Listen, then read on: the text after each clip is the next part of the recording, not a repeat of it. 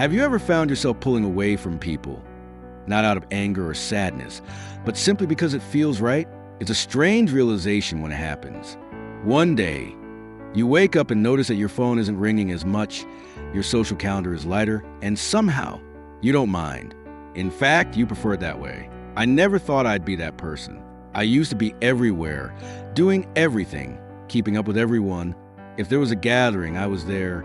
If someone needed help, I showed up. But somewhere along the way, something shifted. My priorities changed, my energy changed. And so, did my desire to always be surrounded by people? Aging does that. It refines what matters. It forces you to reevaluate how you spend your time, who you share your space with, and what truly brings you peace. And once you realize how valuable that peace is, you stop giving away so easily. For years, I thought a full life meant being constantly connected. I kept up with old friends, neighbors, co-workers, anyone I had ever built a relationship with. Because that's what we're told, right? That staying connected is the key to happiness. But then life happens. People move away. Interests change. And you begin to notice something. You're putting energy into relationships that no longer feel the same. You're attending events that leave you exhausted instead of fulfilled. You're engaging in conversations that don't bring you joy, just out of habit. And when you finally take a step back, you realize something important. You don't actually miss any of it. I remember the exact moment that hit me. I was at a gathering, surrounded by people I had known for years. I sat there, listening to the same small talk, the same recycled conversations, and I felt nothing. I wasn't upset. I wasn't bored. I was just aware that I no longer fit in the same space as I once did. That was when I knew I didn't need to be everywhere. I didn't need to keep every connection alive. I didn't need to feel guilty for choosing stillness over socializing. People often confuse solitude with loneliness, but I've come to see it differently. The solitude I embrace now isn't about isolation. It's about self-respect. It's about choosing quality over quantity, depth over distraction. Time feels different as you age. In my younger years, I spent it freely, assuming there would always be more. But at this stage in life, every moment is something to be treasured. I no longer waste it on surface-level relationships or obligations that don't align with who I am now. I used to feel pressure to say yes. Yes to the gatherings. Yes to the favors. Yes to keeping up with everyone, even those who never checked in on me first. But now I have nothing to prove. I don't measure my life by the number of friends I have or the events I attend. I measure it by how at peace I feel at the end of the day. I've learned that not all relationships are meant to last forever. Some people are only in your life for a season, and when that season ends, it's okay to let go. I no longer hold on to friendships out of obligation. If it's forced, if it feels heavy, if it no longer serves me, I release it with gratitude instead of guilt. That doesn't mean letting go is easy. There's a certain nostalgia that comes with old friendships and routines. But the past is just that, the past. Clinging to it only robs you the joy that's available to you right now. At this stage in life, I don't have time for shallow interactions. I don't want to make small talk just to fill the silence.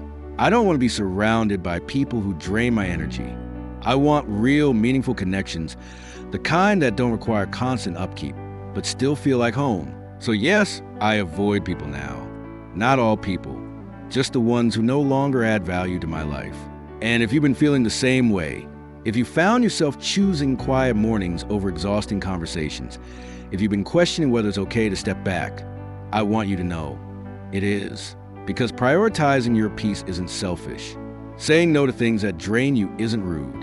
And choosing solitude over unnecessary noise isn't loneliness. It's wisdom. And here I am, 70 years old, embracing a life that is quieter, simpler, and so much more fulfilling than I ever imagined. There's a quiet kind of sadness in realizing that the people you once held close are no longer there. Not because of a fight, not because of some dramatic falling out, but simply because life moved forward and you moved with it. At 70, relationships don't feel the same. Some have deepened over time, turning into something rich and steady, while others have faded, slipping away so gradually that you barely noticed until one day they were gone. That's the part no one tells you. That some people are only meant to walk with you for a while, and then their path takes them somewhere else. I used to believe friendships were supposed to last forever, that if you loved someone enough, if you put in the effort, they would always be there. But what I've come to understand is that not all connections are meant to stand the test of time. And that's not a failure. It's just the nature of life. I've lost people along the way, not because of anything bad, but because priorities changed. Responsibilities grew. The bond that once felt unbreakable started to loosen, not out of neglect, but out of simple, unavoidable distance. And before I knew it, the person I used to talk to every day became someone I barely recognized. For years, I took it personally. I'd wonder what went wrong, what I could have done differently, how I could have held on. But then I realized, holding on isn't always the answer. Some relationships are meant to be temporary, and forcing them to last longer than they should only drains you in the end. So I stopped chasing. I stopped being the only one who reached out. I stopped being the one who always made plans, always checked in, always carried the weight of keeping things together. I let go of the guilt that came with walking away from friendships that no longer felt right.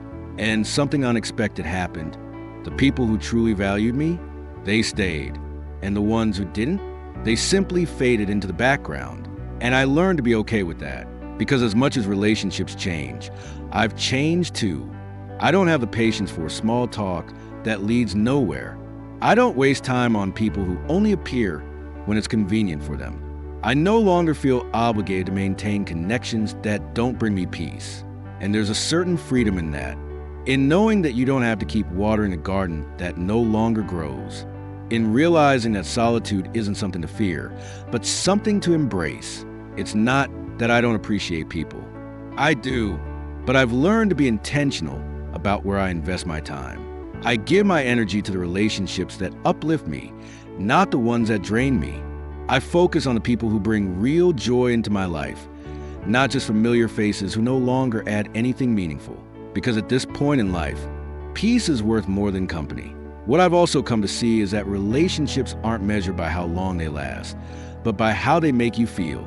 There are people I've known for decades who feel like strangers now, and there are others I met only recently who feel like family. That's what aging does.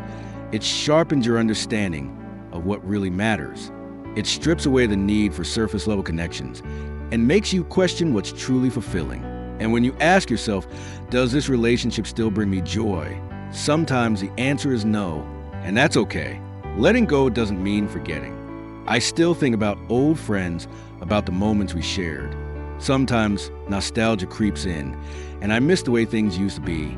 But missing someone doesn't mean they need to be part of your life today. It just means they were part of your journey. And now, that chapter is closed. And that's okay too, because the relationships that remain, they're real. They're built on something stronger than habit or history. They don't require constant maintenance to survive. They just are. These are the people who call without a reason, who show up simply because they care. The ones who see you, who understand you, who value you, not for what you offer, but for who you are. And those are the relationships worth holding on to. So yes, I avoid people now, but not out of bitterness, not out of resentment. I avoid the ones who no longer align with my life, who bring more exhaustion than joy, who make everything feel like an obligation rather than a gift. And if that means my circle is smaller, that's perfectly fine. Because I'd rather have a handful of people who truly care than a room full of people who wouldn't notice if I was gone. Trust is one of those things you don't think much about when you're young. You give it freely, assuming the best in people. You believe that if you're kind, if you show up, if you do right by others, they'll do the same for you. But the longer you live, the more you realize that's not always how it works. I used to trust without hesitation. I thought loyalty was enough to keep friendships strong. I believed family ties were unbreakable. I assumed that if I treated people well, they would return the favor. But life has a way of proving you wrong in ways you never see coming. At 70, I don't hand out my trust like I used to. It's not that I become cynical, it's that I become careful. Because I've learned that not everyone who acts like a friend truly is one. Not everyone who says they care actually does. And sometimes, the people you expect the most from are the very ones who let you down the hardest. That realization stings, but it's necessary. I've had friendships where I gave everything time, energy, support, only to realize at the moment I needed something, the silence was deafening. I've seen my kindness mistaken for weakness, my generosity taken advantage of, my loyalty met with indifference. And I've had to accept that just because someone has been in your life for years doesn't mean they deserve a place in your future. So now I take my time. I don't let words fool me. I watch actions instead. I don't just hear what people say. I pay attention to what they do. And I don't ignore that quiet voice inside me when something feels off. Protecting yourself doesn't make you cold. It makes you wise. When you reach a certain age, you stop entertaining anything that drains you. You no longer feel obligated to keep up relationships that don't bring you peace. You don't make space for people who only call when they need something or who expect your presence but never reciprocate your effort. I protect my peace now.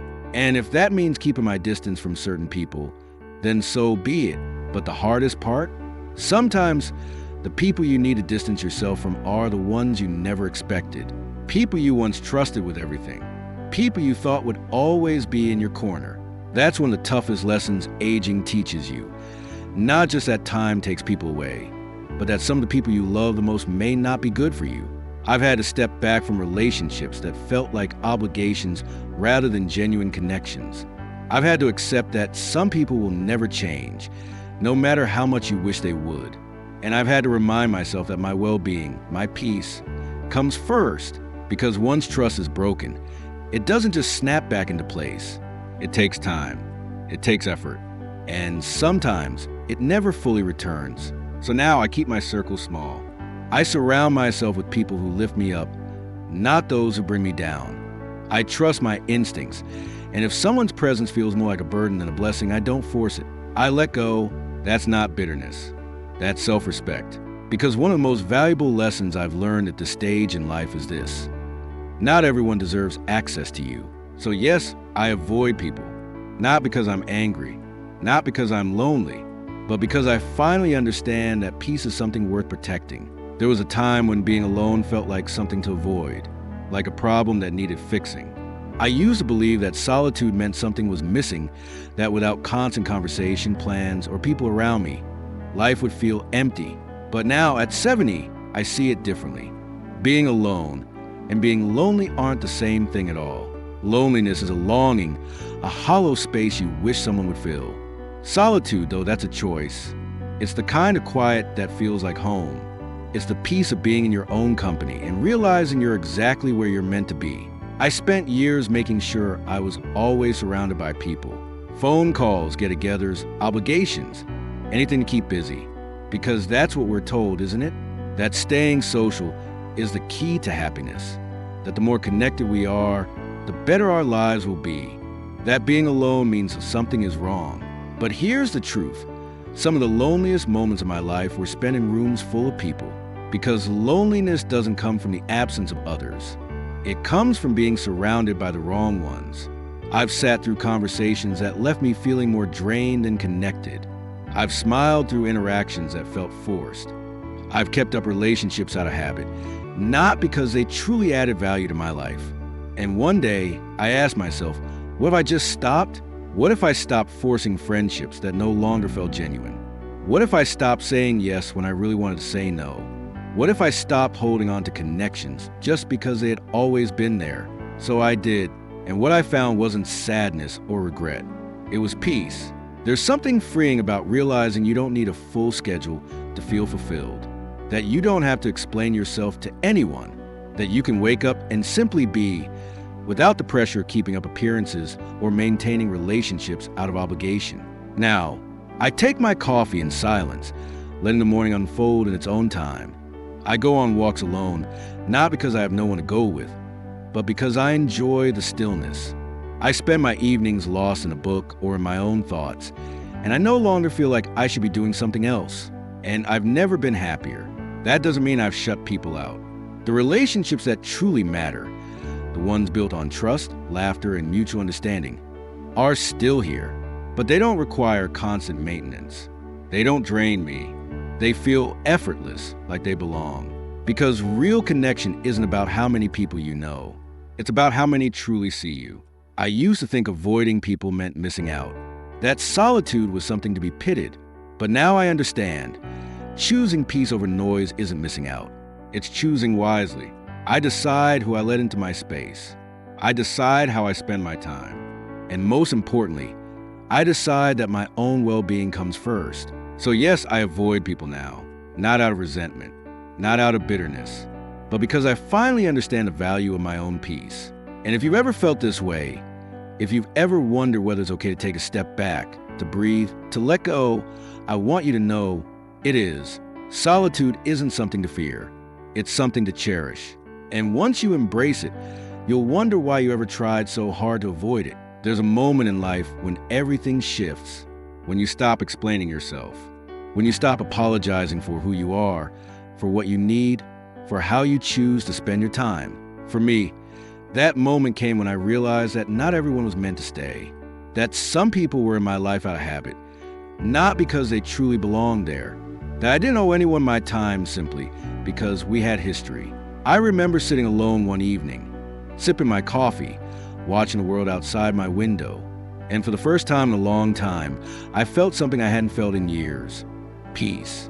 No obligations, no forced conversations, no expectations, just quiet. And I wasn't lonely.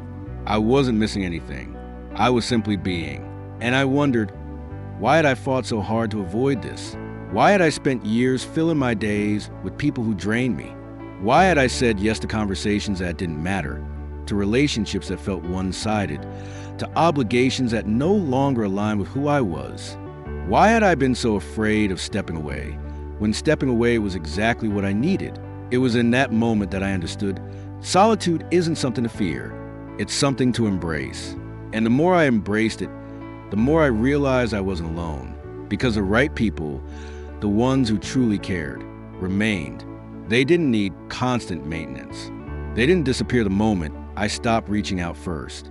They showed up without expectations, without conditions, simply because they valued me for who I was, not for what I could do for them. That's when I knew I had spent too many years giving my energy to the wrong people, and I wasn't going to do it anymore. So yes, I avoid people now, not because I'm angry, not because I'm bitter, but because I finally understand the value of my peace. And that realization, it changed everything. If there's one thing I've learned in 70 years, it's this: peace is priceless. And not everyone deserves access to yours. People will come and go. That's just life. Some relationships will grow with you, while others will fade. And it's not your job to hold on to them all. It's not your responsibility to keep connections alive that no longer serve you. You don't have to explain why you no longer feel like attending every gathering. You don't have to justify why you don't answer every phone call. You don't have to feel guilty for prioritizing yourself. Because the truth is, the moment you stop chasing people, the right ones will stay. The ones who care will make an effort. The ones who truly value you will respect your space. And the ones who don't, well, they were never really meant to be in your life long term anyway. At this stage, I don't waste my time on shallow connections. I don't entertain conversations that leave me feeling drained. I don't hold on to relationships that only function out of obligation. I invest in what matters, the people who bring me joy, the moments that bring me peace, the life I want to live, not the one others expect me to live. And if you've been feeling the same way, if you've been questioning whether it's okay to step back, to choose solitude, to stop showing up for people who wouldn't do the same for you, let this be your answer. It is okay. It is okay to outgrow relationships. It is okay to need more quiet. It is okay to choose yourself. Because solitude isn't a loss. It's a gain. And once you learn to embrace it, you'll wonder why you ever tried so hard to avoid it. So tell me, have you felt this shift in your own life? Have you found yourself letting go of relationships that no longer fit? Have you learned to appreciate the peace that comes with solitude? I'd love to hear your thoughts in the comments below. Let's talk about it. And if you found this video helpful, don't forget to like, share, and subscribe. There's plenty more to talk about, and I'd love for you to be part of it. Here's to living your best life at any age, on your terms, in your peace.